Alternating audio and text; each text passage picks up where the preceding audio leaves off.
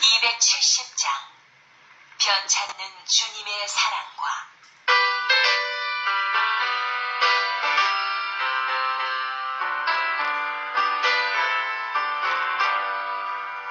변찮는 주님의 사랑과 거룩한 보혈의 공로를 우리가 찬양을 합시다.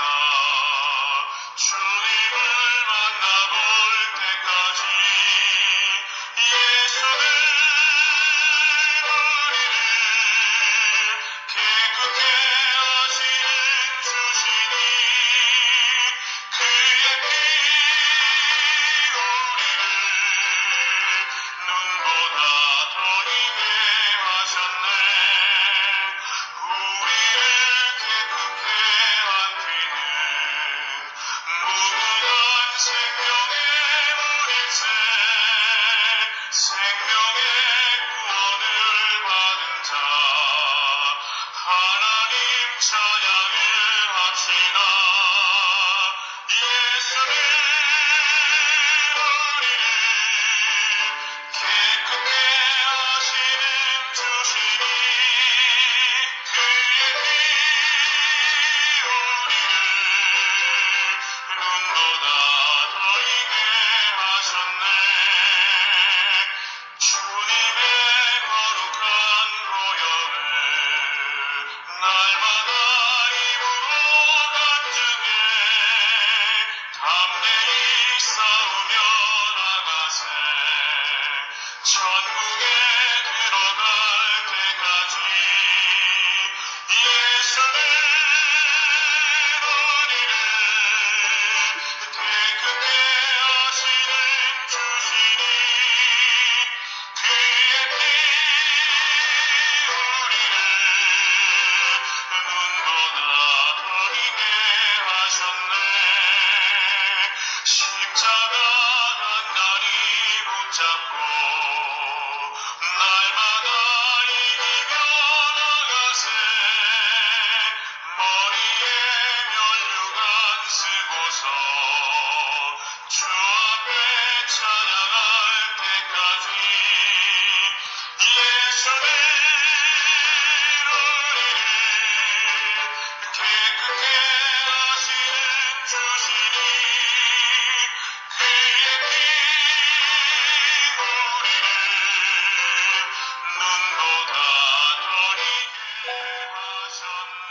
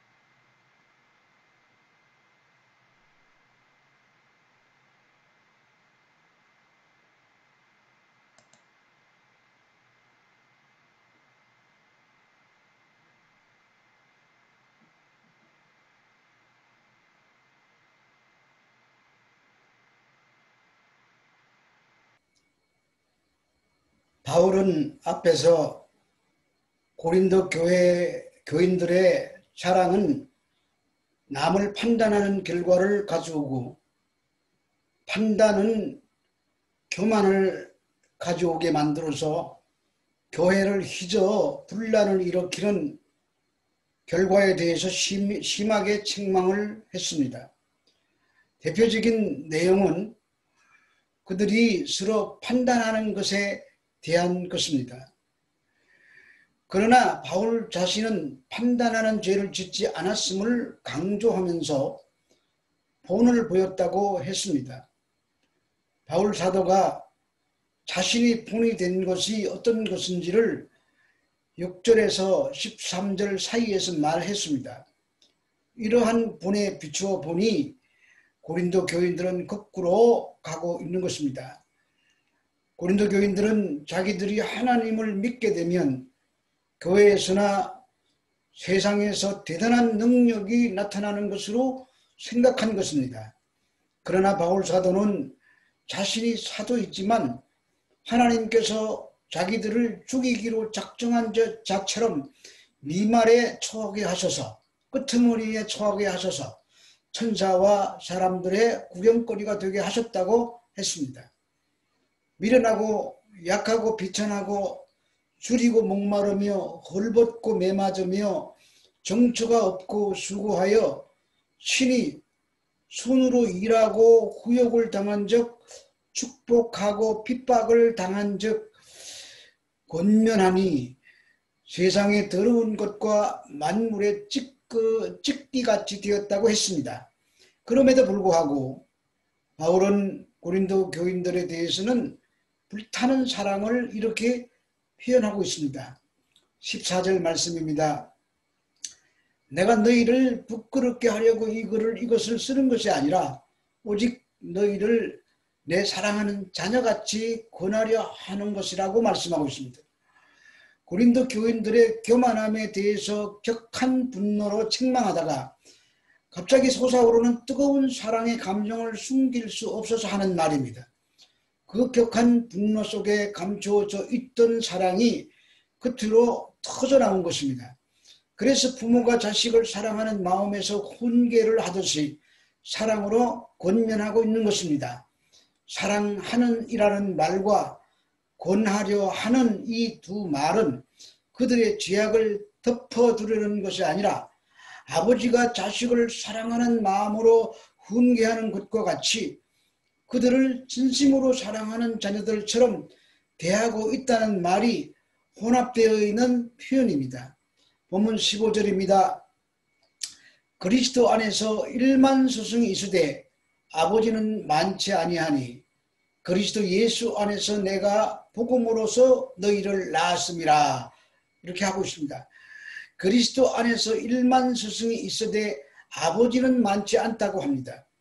여기서 스승이라고 번역된 파이다고구스라는 헬라어는 주인의 교육 지침에 따라 그 아들을 가르치며 그의 아들로서 예의 범절을 지킬 수 있도록 돌보는 노예를 말합니다. 그걸 다른 데서는 이걸 몽학선생이라고도 표현하고 있습니다.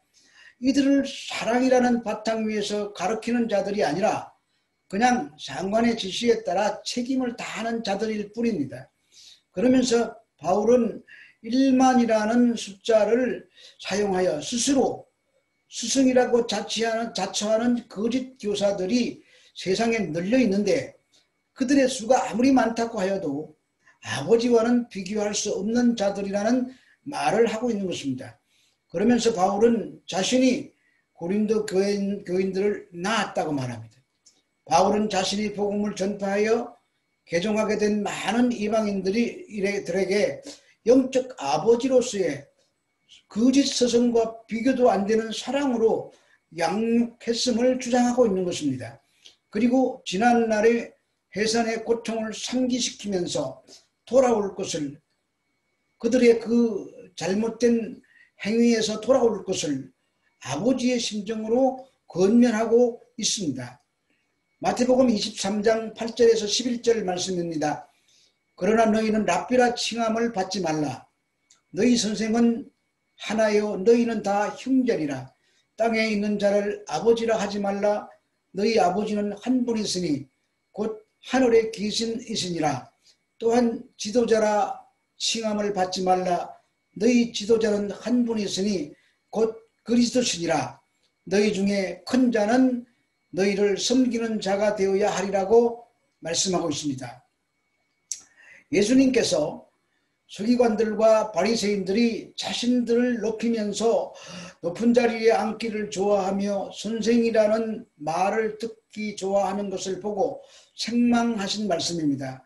그러니 선생이라 아비라 지도자라 칭함을 받지 말라고 하신 것입니다.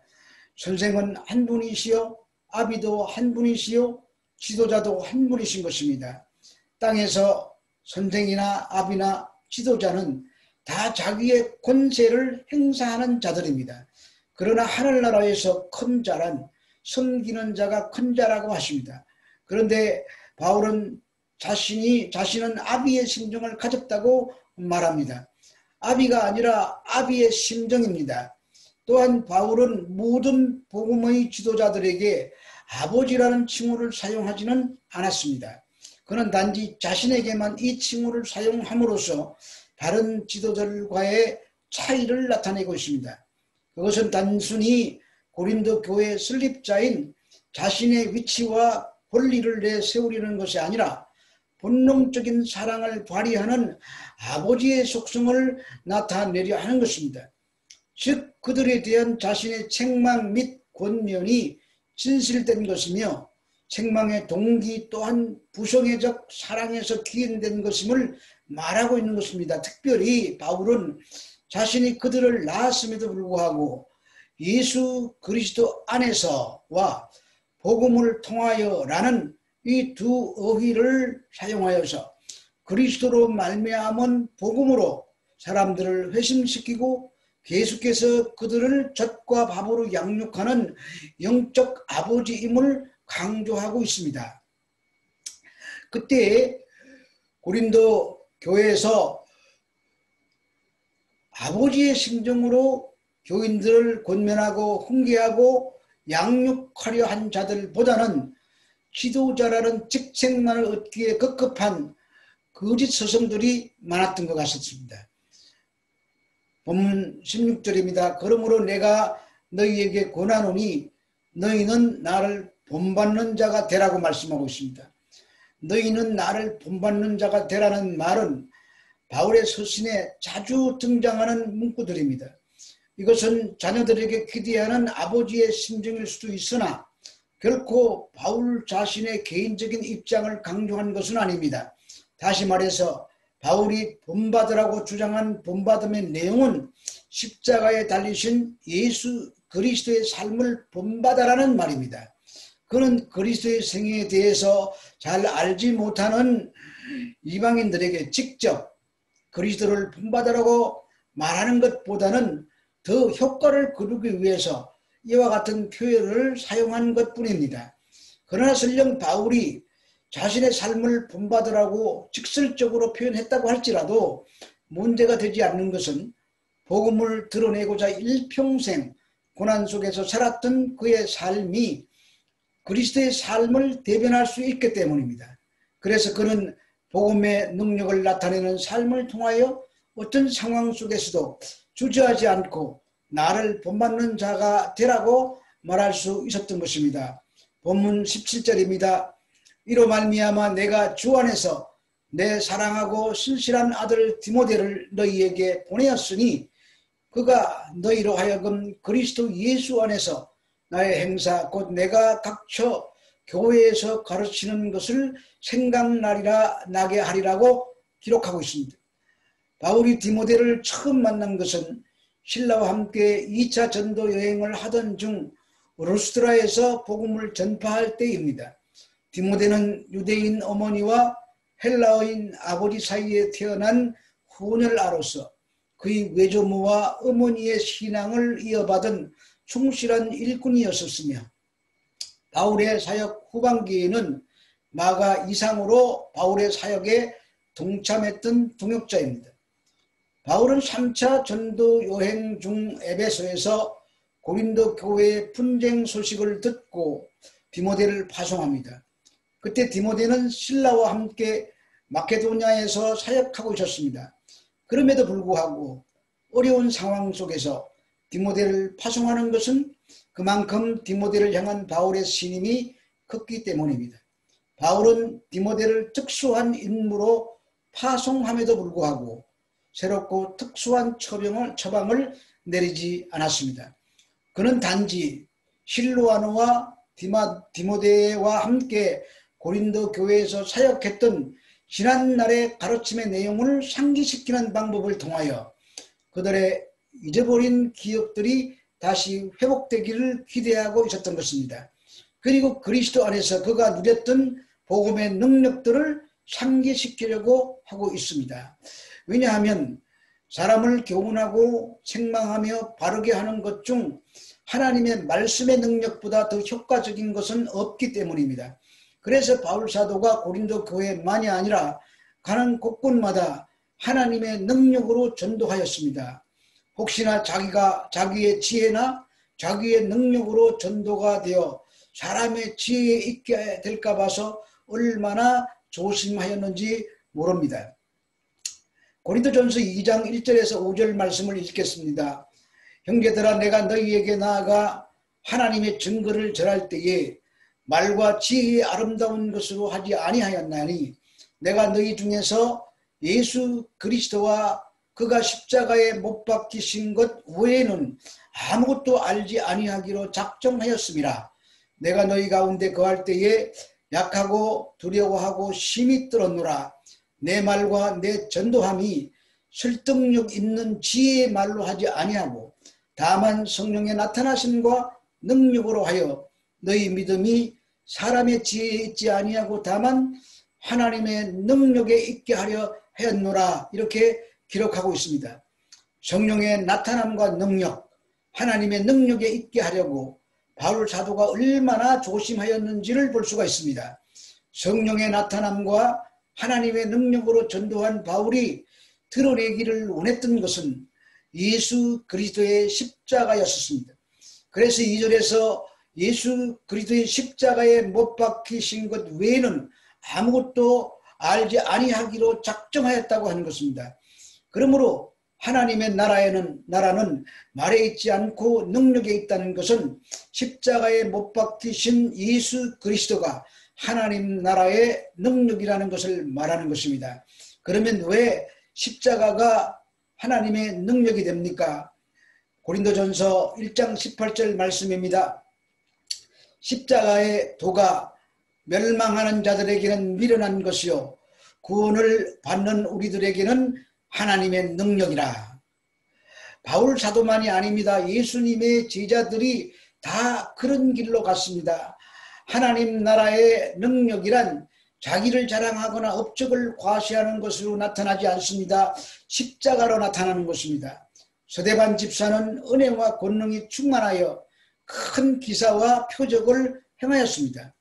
그의 얼굴에 천사의 얼굴처럼 빛났습니다. 이런 사람이 복음을 전하다가 돌에 맞아 죽을 때에 돌이 날아오다 멈추거나 되돌아가서 던진 사람들에게 맞는 것이 아니라 던지는 대로 다 맞았습니다. 눈이 터지고 머리가 터져가면서 죽어갔습니다. 그 순간에 서대반 집사는 혼자 본 것이 있습니다. 예수 그리스도께서 하나님 보좌 우편에 서 계신 것을 보았습니다. 그 주님을 보면서 돌 던지는 자들을 향하여 저들을 사하여 달라고 한 것입니다. 이것이 하나님 나라의 능력인 것입니다. 십자가에서 보이신 예수님의 능력이 성령과 은혜가 충만한 서대반 집사에게 나타나 보인 것입니다. 그 돌 던지는 현장에 바울이 주도적인 인물로 등장했습니다. 그런데 바울이 예수님을 만나고 나서 서대반 집사와 똑같은 길을 가는 것입니다. 자기를 향하여 욕하는 자들을 축복하고 핍박을 당한 적 참고 비방을 당한 적 권면하는 것입니다. 그러니 사람들이 그 세상에 더러운 것과 만물의 찌꺼기 같이 여김을 받았습니다. 그러나 그것이 하나님 나라의 능력인 것입니다. 본문 18절에서 20절 말씀입니다. 어떤 이들은 내가 너희에게 나아가지 아니할 것 같이 스스로 교만하여 줬으나 주께서 허락하시면 내가 너희에게 속히 나아가서 교만한 자들의 말이 아니라 오직 그 능력을 알아보겠으니 하나님의 나라는 말에 있지 아니하고 오직 능력에 있음이라. 이렇게 기록하고 있습니다. 이때는 바울이 고린도 교회를 떠난 후 얼마 지나지 않은 때였던 것 같습니다. 그런데 그들은 불과 몇 년 사이에 이토록 교만한 자들로 변해버린 것입니다. 그들 중에 어떤 자들은 교인들의 방종을 부추기며 거짓된 진리를 가르치면서도 바울이 차지했던 영적 아버지의 자리를 빼앗으려고 했는지도 모릅니다. 그들은 바울이 다시 돌아오지 않았으면 하고 기대하며 바울이 이루어 놓은 귀한 설교의 활동의 열매를 훔쳐가고 있었던 것입니다. 아마도 이들은 바울의 사도권을 부정하려 하여 그의 몸은 약하고 그의 말은 시원치 않다고 조소하기를 주저하지 않았던 고린도 교회 내의 거짓 교사들이었을 것입니다. 그래서 이들이 교만해졌다고 생각했습니다. 주께서 허락하시면 이라는 말은 인간적인 인정과 감정을 드러내지 아니하고 오직 주님의 뜻에 자신의 전도 계획을 맡기는 참된 주의 종의 태도를 보여줍니다. 즉 하나님의 사업을 위해 계획하고 애쓰는 바울일지라도 그의 계획과 앞일은 모두 하나님께서 주관하신다는 사실을 보여주는 것입니다. 하나님 나라는 말에 있지 아니하고 능력에 있다고 합니다. 우리는 흔히 방언, 예언, 신유 이런 능력들을 생각합니다. 그래서 부흥회를 하거나 기도원에 가면은 이러한 것들을 하나님의 능력이라고 광고하는 것을 봅니다. 그러나 이미 고린도 교회에는 그러한 능력들이 풍성하게 나타나고 있었습니다. 그러므로 바울 사도가 말한 하나님 나라의 능력이란 그런 것을 말하는 것이 아님을 알 수가 있습니다. 그런데도 우리는 능력이라고 하면 떠올리는 것들이 있습니다. 고린도 교인들처럼 방언을 말하고 병자를 일으키고 예언하고 하는 것들은 물론이고 이 땅에서 잘 먹고 잘 사는 것까지 포함해서 능력이라고 생각하고 있는 것입니다. 그런 것들은 세상이 좋아하는 능력입니다. 세상은 말 그대로 능력이 대접받는 것입니다. 무능하면 도태됩니다. 그러니 우리의 골수에 박힌 능력이라는 것은 수단과 방법을 가리지 아니하고 눈에 보이는 결과물을 성취해내는 것입니다. 그래서 교회 안에서도 능력이라는 것이 세상에서 성공하는 것과 같은 의미로 사용되고 있는 것입니다. 그래서 성공 사례를 설교 시간에 이야기하면 사람들이 좋아합니다. 이런 것들을 우리가 흔히 간증이라고 말합니다. 그런데 성경 이야기를 하면 졸고 있는 것입니다. 세상 사람들이 환영하는 능력이란 하나님 나라의 능력과는 무관한 것입니다. 21절 말씀입니다. 너희가 무엇을 원하느냐? 내가 매를 가지고 너희에게 나아가랴? 사랑과 온유한 마음으로 나아가랴? 여기 나오는 매, 사랑, 온유한 마음 등은 모두 사랑에 근거해서 사용된 단어들입니다. 여기서 매와 사랑은 반대적인 개념이 아닙니다. 사랑하기 때문에 매를 들 때가 있기 때문입니다. 그래서 만약 바울이 매를 가지고 갔다고 할지라도 그것은 사랑하기 때문입니다. 바울은 아픈 채찍으로 훈계하든지 사랑과 온유한 마음으로 격려하든지 간에 고린도 교인들이 거짓 교사들의 사슬과 교만으로부터 해방되기만을 기대하고 있었습니다. 그래서 다시 복음의 능력 안에서 살게 되기를 간절한 마음으로 권면하고 있는 것입니다. 그것은 바울 안에서 고린도 교회들에 대한 사랑에 흘러넘치는 권면이 되는 것입니다. 기도하겠습니다. 사도 바울은 자신이 전도하고 양육한 고린도 교회를 부성애적인 감정을 가지고 사랑하는 마음으로 그들에게 훈계와 권면을 하고 있습니다. 아버지 하나님, 하나님 나라는 말에 있지 않고 능력에 있다는 것을 고린도 교인이 깨달아 알아서 그들이 바울의 권면에 순종할 수 있게 해 주시는 것처럼 우리들도 하나님의 말씀의 그 능력에 사로잡혀서 사랑스러운 권면에 주님이 주시는 사랑의 권면에 순종하는 삶을 살아가게 해 주시옵소서. 예수님 이름으로 기도합니다. 205장